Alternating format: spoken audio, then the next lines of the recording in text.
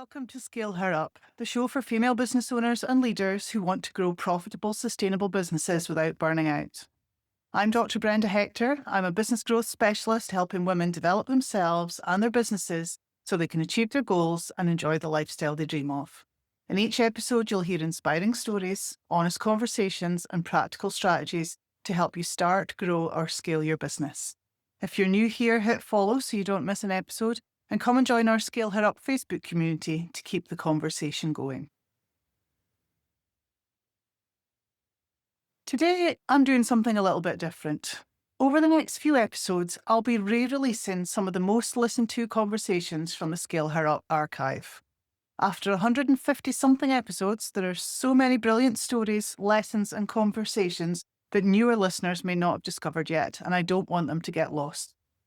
This episode is a really special one to start with because so far it's the most listened to episode I've ever released, and I think that makes it well worth bringing back. In this conversation, I'm joined by Katie Watson from Aberdeen and Grampian Chamber of Commerce. We talk about confidence, building a career, creating supportive networks, and the importance of having spaces where people can be honest about what they're going through. Katie shares very openly about her own experiences, which I think is part of why this episode has resonated with so many people. So whether you listened the first time round or you're discovering it for the first time today, I hope you enjoy this conversation with Katie Watson. Welcome to Scale Her Up. I've got Katie Watson with me today. Katie is a recent graduate who's working for Aberdeen and Grampian Chamber of Commerce, and she's also the lead on the Businesswomen Connect Futures group, which is actually, we'll talk a bit more about that in a minute, Katie. Welcome to Scale Her Up. Thank you. Thanks for having me. It was really good to have you here. Yeah, where will we start? The Chamber of Commerce. Let's start at the Chamber. That's quite an impactful organisation. What is it that you're doing there? What inspired you to join? So I joined the Chamber 15 months ago to this day, 11th of September in 2023. I joined in business services. Now, this wasn't a route I particularly planned on going down. Obviously, I graduated in politics. But I thought I'll give it a go, see what happens. And they've just been amazing. It really has been exactly what I needed in terms of helping me grow and progress. In July, I then moved into the relationship executive role. So this is more meeting members. I was assigned members. I catch up with them. I help them with their needs. And it's just a really great job. Great for finding connections, boosting my network and my confidence. And what I would say is it's not been officially released, but it will be released when this podcast is out, that I will be a relationship manager from the 1st of January. So it's been really good at them understanding how much work I'm putting in and really recognising and helping me to progress. And it's just been such a catalyst for my ambitions to succeed and excel in this workplace. The Chamber's there to help businesses, the type of people that are listening or watching these episodes. What is it that they do to help? So the Chamber really helps businesses with a whole lot of their needs. There's different membership levels to ensure that we can cater to everyone.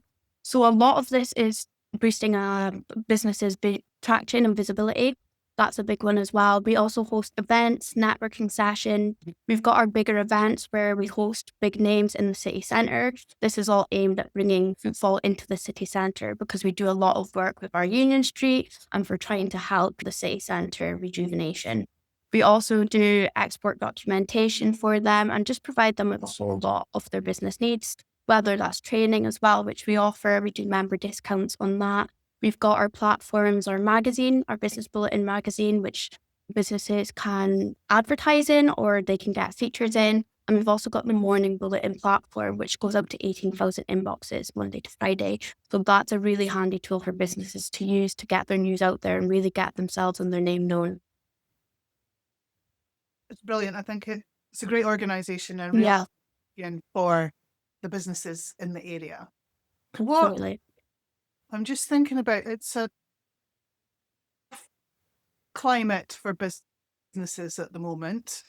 You probably agree. What the businesses are. You're freezing a bit. The people that frozen for real. that you're talking to? Can you hear me? It's frozen a bit. You're frozen on me. Can you hear me?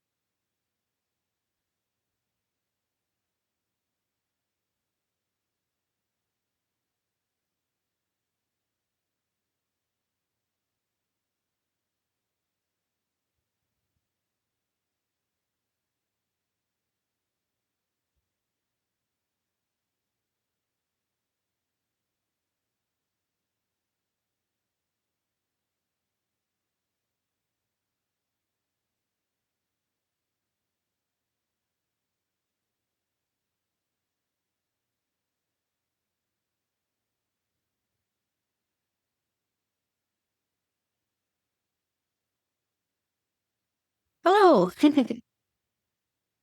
I am really sorry. No, That was my internet just and I couldn't get it to connect to my phone. And yeah, I was just trying to find your number to phone you to tell you that I couldn't. I was like, I'll just stay on. I'm sure you'll figure it out. What a shame. But So I'm not sure. I'm not sure where we got to. You had answered really well, and I was just asking you about it's a difficult economic climate, I think, for businesses at the moment.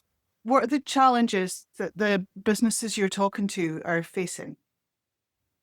So we cater to a variety of businesses, so it really does vary. Rising costs are a big one.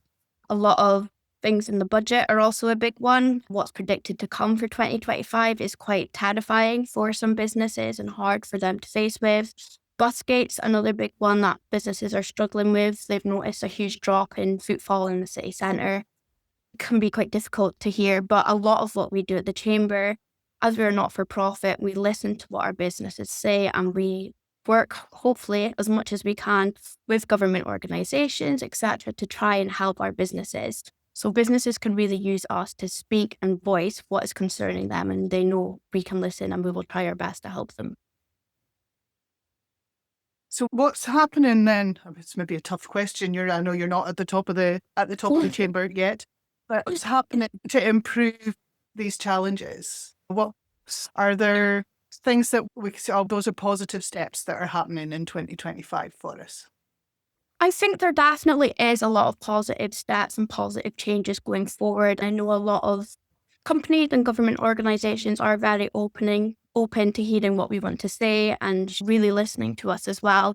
For the Chamber in 2025, I think what's exciting is that we're going to put more of a positive stance on Aberdeen and the economic region. An example of this is that in February, we've got a business breakfast and it's titled Falling Back in Love with Aberdeen. But I think it's really a lot of it is to do with our spirits. We've been dealt these cards. How can we now deal with them and work together rather than just calling it off, giving up all hope?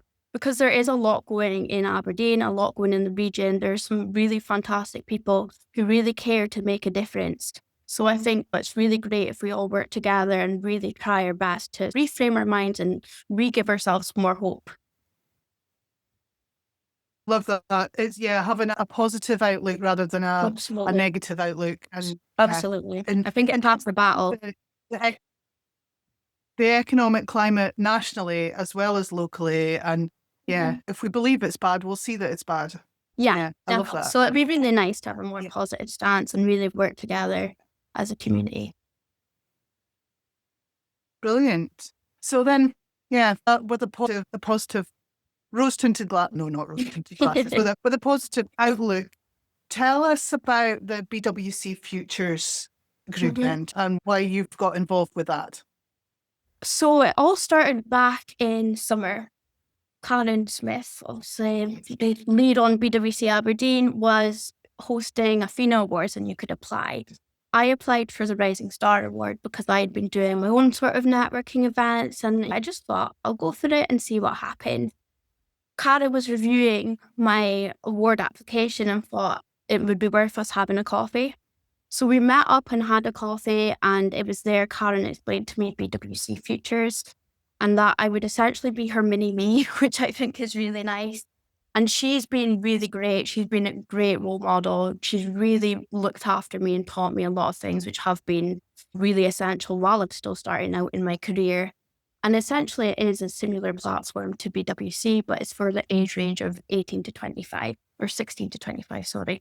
So that's been really exciting. It's really quite exciting because we're working through it together.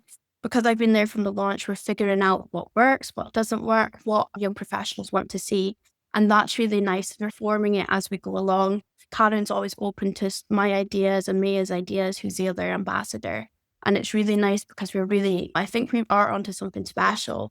When I hosted the launch event in October, after it was just so exhilarating because you knew that people wanted to really learn and listen from you and that I could really help other young professionals with what little experience I have, but more so to be a shoulder for them, to know there's people here that are going through similar.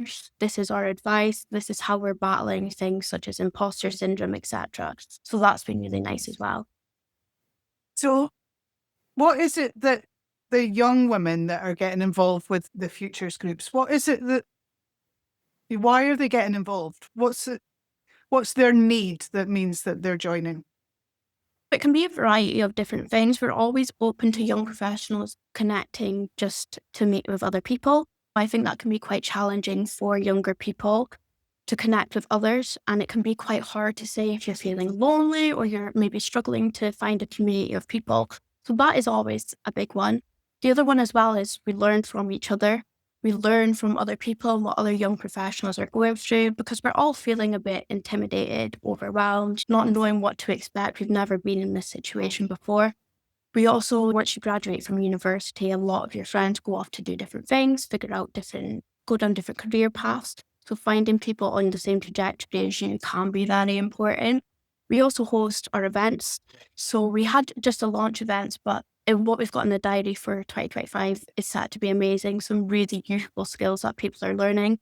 We're going to hear from some really great speakers. I won't say too much until it's released, but it's going to be a really amazing idea. And I think we really are onto something. And I really want to help younger professionals, ladies, connect and really grow with each other. And we can all watch each other grow as we go on and develop in our careers. So it's in-person meetings. Is there a virtual community, or what's the format?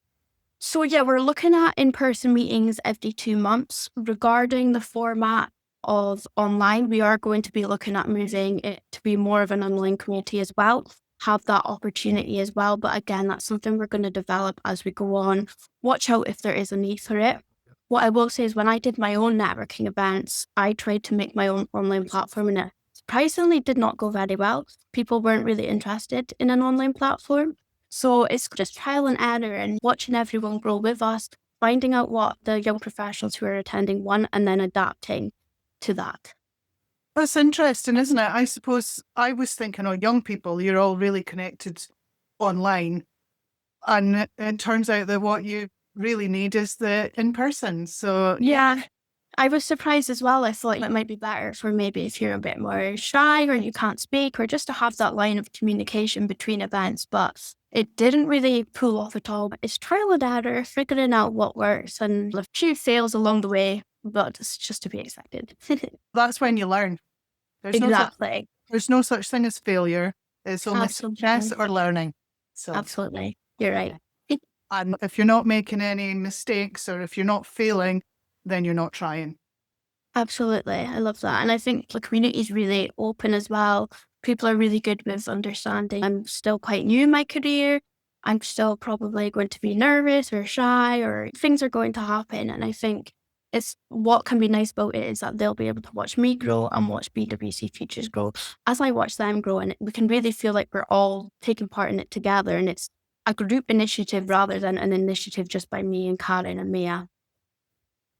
Yeah, it's that openness, that being vulnerable, all the Brené Brown stuff. If you're vulnerable and go, I'm new in my career, I'm nervous and whatever, then it makes others, the people that are watching you, feel more comfortable as well, doesn't it? So exactly. Something one of the guests said at the launch event was that it really made her realize that there were people like her.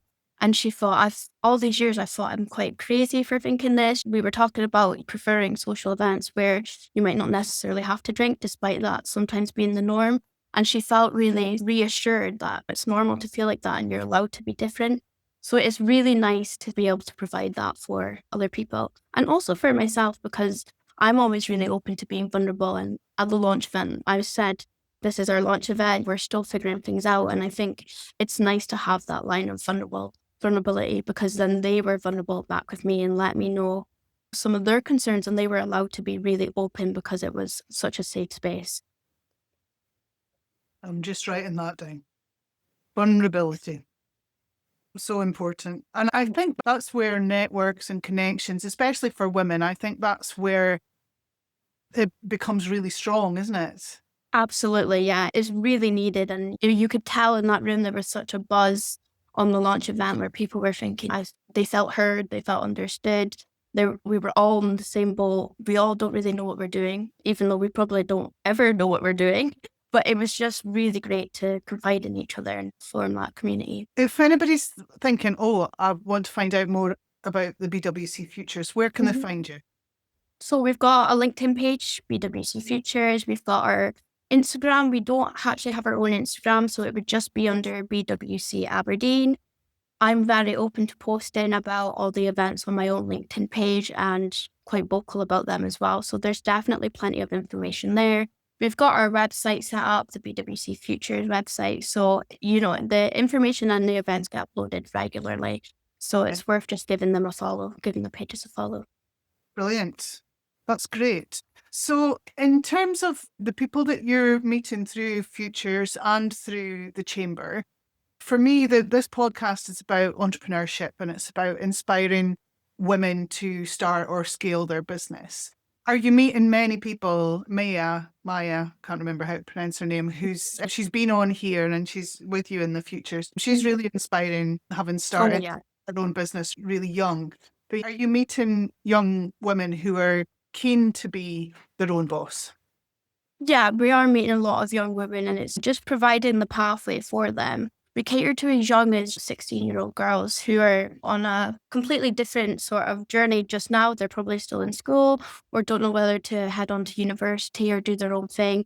And it's just letting them know that it's okay to go down an alternative route. It's okay if you want to be your own boss, and we would support you. And now is the time to try these things while you're young, and just providing them with passion. I think that's what I really feel strongly about. You need to be really passionate. I'm so passionate for what I do, and I'm so passionate for helping young professionals. And it's a gift to go out and meet my members. It's a gift to go out and present to young professionals. And I think trying to instill that in members and in people I speak to is really important. Just letting them know that they can and they are capable of doing whatever they want, whether that is going on to be their own boss or whatever route they want to. That's fantastic. What about your future career then? Obviously it's early days, but what are you aiming for? It's quite funny. When I first set up my LinkedIn page, I put in my business description, future CEO. And I was probably about 19 when I set up my LinkedIn. I didn't use it till last year. And I've kept that in my bio because that's who I want to be. I want to make it to the top. I have that determination to make it to the top. And I will keep that in my bio as a reminder of why I'm here, what I'm aiming for, and my determination and grit to really make it and succeed. Right now, I'm really happy with where I am. I love the chamber. I love my job in ways I can't explain. So I don't know what the future holds. Right now, I'm happy, but I know that one day I want to be a CEO, or I want to be at the top of the top, and I will be. I have no doubt that you will. That passion is, and the things that you're doing, working in the chamber and developing the Futures Group, those are great foundations for a career like that. There CEOs, there are not many women in C-suite roles. What do you think we can do to help women like you or me or anybody to get to the top?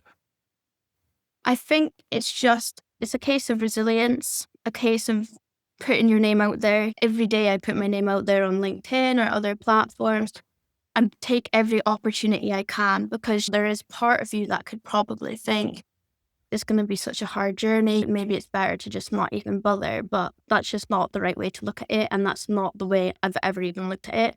There's a quote that it really has resonated with me. And it's a quote that at first they'll ask you why, and then they'll ask you how. And it's very true. When I first started in my career, when I was posting on LinkedIn to maybe 20 connections, people were going, why are you doing that? Why are you bothering? Who are you trying to impress? And now it's going on to, how are you being asked to speak on podcasts? How are you being a finalist for the Rising Star Award? So it's really just holding that and having that belief in yourself that others probably don't have in you until you've made it. And then they'll ask how you got there. It's nice to know that you've believed in yourself and you knew you could get here. So actually, the fact that they're asking you why is a good thing, because it means you're on the first step as well. Yeah. Yeah. Oh, absolutely. Yeah, it's great. Yeah. So I think just really trying to stay motivated. Again, it's a case of, this is what you've got. What can you do from going forward? And for me, the hunt has always been the feast. For me, trying to get to the top is what makes me happy. And this is what brings me happiness. And you feel it's so rewarding, your hard work paying off. What I would say in university, it was probably harder to be motivated because I was working alongside people getting 100% marks. And I wasn't getting 100% marks. I still did well and I'm proud of myself. But now that I've moved into corporate world, where there's so much more to life than just your grades, it's also how you're presenting yourself, how much you're willing to work, how much you're willing to put your own brand out there, and that I can exceed in other ways rather than just a grade mark. That's when things have really kicked off for me, and it's been a real big catalyst for my ambitions. Oh, I'd give you 100%. I'm loving that. You just said something there that the hunt is the feast. So it's the journey is what's enjoyable for you. Is that right? Absolutely. Yeah, absolutely. The climb is what makes it enjoyable for me. There is some people that's probably think I'm doing too much, but this is what I want to do. I owe it to myself to be the best person I can be. We all owe it to ourselves to be the best person we can be and find what we want and just run with it. And that's what I'm doing or trying to do. So I usually ask my guests what, to be fair, a lot of them are closer to my age than yours, what advice they would give to their 18-year-old self. But I'm going to try and swap that round, actually. What advice would you give to people like me, like much later in my career, that we can use to help people like you? I think just support. It really does take a village when you're in your early career. I don't know where I would be without the chamber support. My bosses, my previous boss, Becky, my boss now, Jason, they are amazing at telling me I'm succeeding, I'm doing well. You had a lot of doubt. They really instill in your head. And I've spoken to other young professionals here who feel the same. Just them commenting on my LinkedIn posts, letting me know I've done a good job, allowing me time to do podcasts like this, allowing me time to do speeches at the university. Knowing they have my back and they believe in me has made the world of difference. There's no other way to put it apart from I really don't know what I would have done without the support of my work. And that's what makes me upset to think that other young professionals might not have that in their early careers. And I think it's the difference of someone just scraping by in their career or excelling and really exceeding all expectations. Support, recognition, and let you know that you're doing well. Yeah, reassurance. Just Reassurance. Support, recognition, and reassurance. Yes. Oh, that's brilliant. Like I said in the beginning, or maybe before we even started recording, you're a different guest to the kind of guest that I've usually got. So my standard questions didn't quite all fit. So is there anything that I should have asked you or anything that you want to talk about that I didn't get to? I think it's important to give recognition to my childhood and maybe the fact that I didn't have the most traditional childhood. So at the age of 12, I was diagnosed with depression. And I think it's really important to know how much that had affected me and shaped my views and why now I'm so passionate to providing support and a community to other young professionals. No, it's not something I'll go into too much because I worked really hard to take my identity away from being that girl that suffered from mental health. So I don't want to brush on it too much, but essentially I lost my childhood and I couldn't relate to anyone my age. Welcome to Scale Her Up, the show for female business owners and leaders who want to grow profitable, sustainable businesses without burning out. I'm Dr. Brenda Hector. I'm a business growth specialist helping women develop themselves and their businesses so they can achieve their goals and enjoy the lifestyle they dream of. In each episode, you'll hear inspiring stories, honest conversations, and practical strategies to help you start, grow, or scale your business. If you're new here, hit follow so you don't miss an episode, and come and join our Scale Her Up Facebook community to keep the conversation going. Today, I'm doing something a little bit different. Over the next few episodes, I'll be re-releasing some of the most listened to conversations from the Scale Her Up archive. After 150-something episodes, there are so many brilliant stories, lessons, and conversations that newer listeners may not have discovered yet, and I don't want them to get lost. This episode is a really special one to start with because so far it's the most listened to episode I've ever released, and I think that makes it well worth bringing back. In this conversation, I'm joined by Katie Watson from Aberdeen and Grampian Chamber of Commerce. We talk about confidence, building a career, creating supportive networks, and the importance of having spaces where people can be honest about what they're going through. Katie shares very openly about her own experiences, which I think is part of why this episode has resonated with so many people. So whether you listened the first time round or you're discovering it for the first time today, I hope you enjoy this conversation with Katie Watson.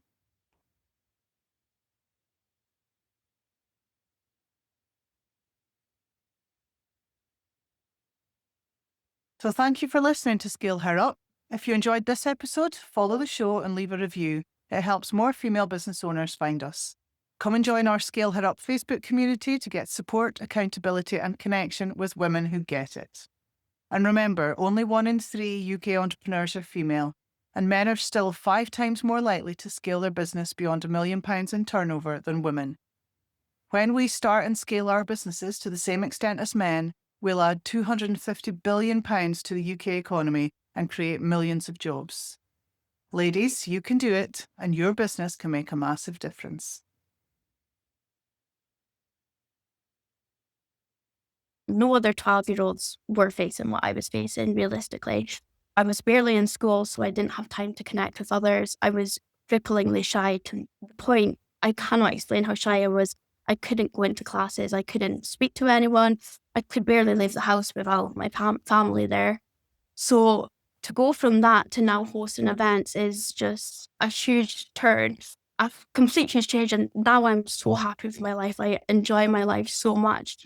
And a lot of the time people say to me, like, how? But what they've got to realize is this is a work in process. I'm 23 now. So 11 years ago, I had my diagnosis, and it's been 11 years of working to reshift my mind, to understand what makes me happy and understand how I can better myself. And everything I do is for my younger me. Everything I do is to know that it wasn't all in vain and that she really went through that to come out on top.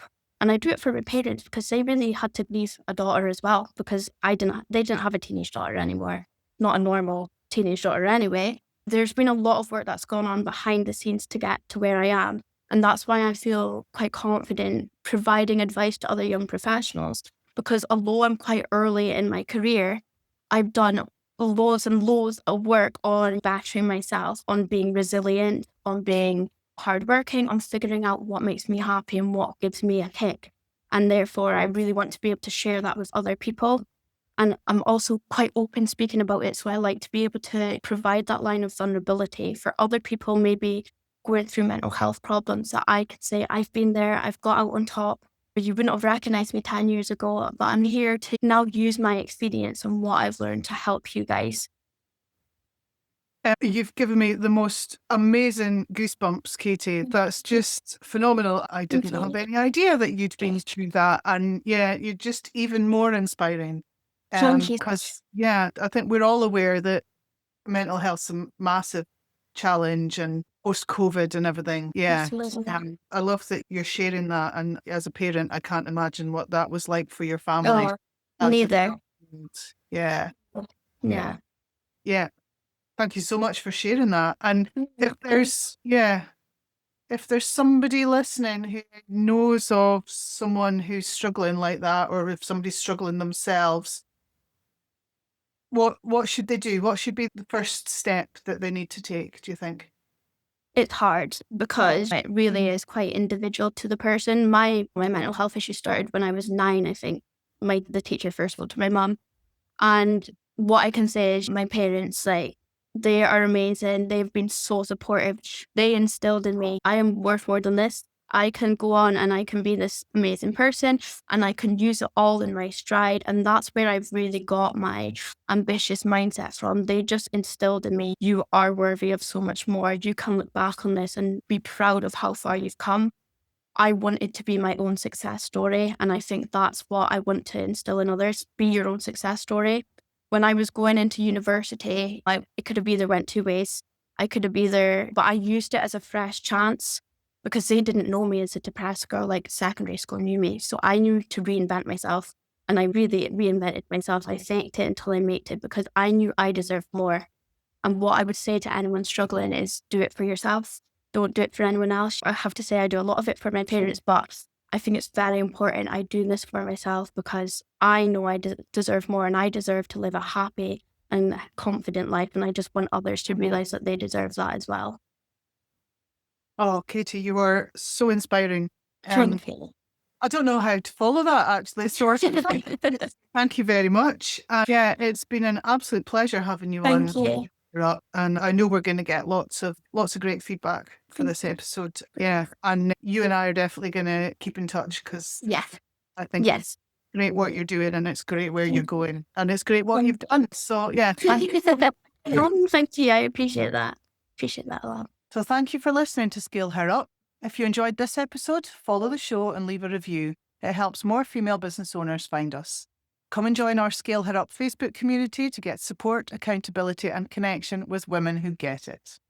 And remember, only 1 in 3 UK entrepreneurs are female, and men are still 5 times more likely to scale their business beyond £1 million in turnover than women. When we start and scale our businesses to the same extent as men, we'll add £250 billion to the UK economy and create millions of jobs. Ladies, you can do it, and your business can make a massive difference.